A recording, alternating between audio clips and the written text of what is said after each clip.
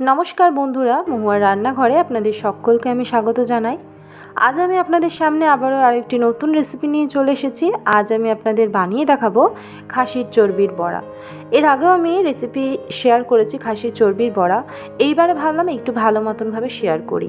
তো চলুন কিভাবে আমি রান্নাটা করি আর কি কি উপকরণ লাগবে সেটা দেখে নিন। তো এবারে প্রথমেই লাগছে আমার খাসির চর্বি। সেটাকে ভালো মতো ধুয়ে নিয়ে আমি কিন্তু একটু সেদ্ধ করে নেব। তো তার জন্য গরম জল বসিয়ে দিয়েছি, তাতে দিয়ে দেব পরিমাণ মতো নুন, আর এইবারে দিয়ে দিব খাসির চর্বিগুলো। আর এই যে খাসির চর্বিগুলো কিন্তু আমি এই রকম সাইজ করে কেটে নিয়েছি। দোকান থেকে সাধারণত এরকম সাইজ করে কেটে দেয় না, বাড়িতেই কিন্তু এরকমভাবে তৈরি করে নিতে হবে সাইজটা। তো একটু ফুটে উঠলেই কিন্তু আমি নামিয়ে নেব। আর ওইদিকে ফুটে উঠুক, তার মধ্যে আমি ব্যাটারটা তৈরি করে নিই। তো ব্যাটারের জন্য প্রথমেই আমি নিয়ে নিচ্ছি 3 চামচ মতো বেসন, আর নিয়ে নিব 2 চামচ মতো চালের গুঁড়ো।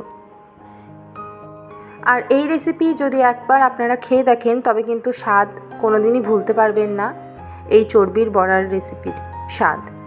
তো তারপর দিয়ে দিলাম পরিমাণ মতো নুন, আর দিয়ে দেব একটু লঙ্কার গুঁড়ো, আর দিয়ে দিব এইবারে পরিমাণ মতন হলুদ গুঁড়ো, আর খুব সামান্য পরিমাণে কালো জিরে।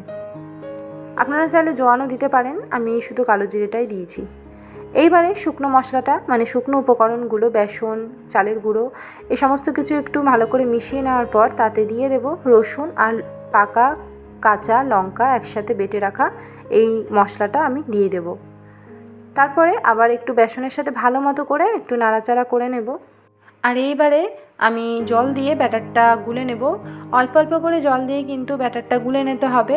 খুব বেশি জল দিয়ে পাতলা করে নিলে কিন্তু তখন আর চর্বির গায়ে কিন্তু ব্যাটারটা লাগবে না।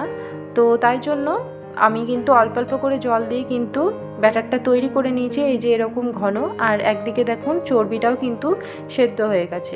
এইবারে কড়াই বসিয়ে কড়াইয়ে তেল আমি গরম করে নিয়েছি। কড়াই আমি সর্ষের তেল দিয়ে দিয়েছি।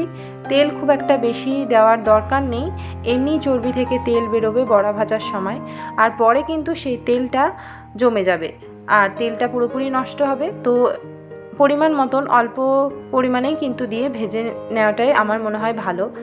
তো এই পিসগুলো আমি দিয়ে দিলাম ব্যাটারের মধ্যে, দিয়ে একটু নাড়াচাড়া করে নিয়ে আমি তেলের মধ্যে ছেড়ে দিচ্ছি। এইরকমভাবে এক এক করে আমি কিন্তু তেলের মধ্যে ছেড়ে নিচ্ছি বড়াগুলো। একবার আপনারা ট্রাই করে কিন্তু অবশ্যই দেখবেন, এটা আমার রিকোয়েস্ট থাকলো আপনাদের কাছে। আর অবশ্যই আমাকে কিন্তু জানাবেন কেমন হয়েছে। আর এই তো এক পাশটা ভাজা হয়ে গেছে, তারপরে আমি অপর পাশটাও কিন্তু ভেজে নিচ্ছি। এইরকমভাবে ভালো করে কিন্তু 2 পিঠ লালচে করে ভেজে নেব, তবে কিন্তু একদম মুচমুচে হবে খেতে। তো আমার কিন্তু ভাজা হয়ে গেছে, তুলে নেব। আর এই তো একদম সমস্ত চর্বির বড়াগুলো আমার ভাজা হয়ে গেছে, আর ওপর থেকে একটু বিট নুন ছড়িয়ে দিয়েছি। তো আপনাদের কেমন লাগলো এই রেসিপিটা? যদি ভালো লাগে অবশ্যই লাইক করবেন, কমেন্ট করবেন, এবং বাড়িতে বানিয়ে অবশ্যই আমাকে জানাবেন আপনাদের কেমন লেগেছে। আর সাবস্ক্রাইব করতে একদম ভুলবেন না। এইভাবেই আরও নতুন নতুন রেসিপি পাওয়ার জন্য আমার পাশে থাকবেন। সকলকে অসংখ্য ধন্যবাদ আমার ভিডিওটা শেষ পর্যন্ত দেখার জন্য। দেখা হচ্ছে অন্য আরেকটি রেসিপির সাথে।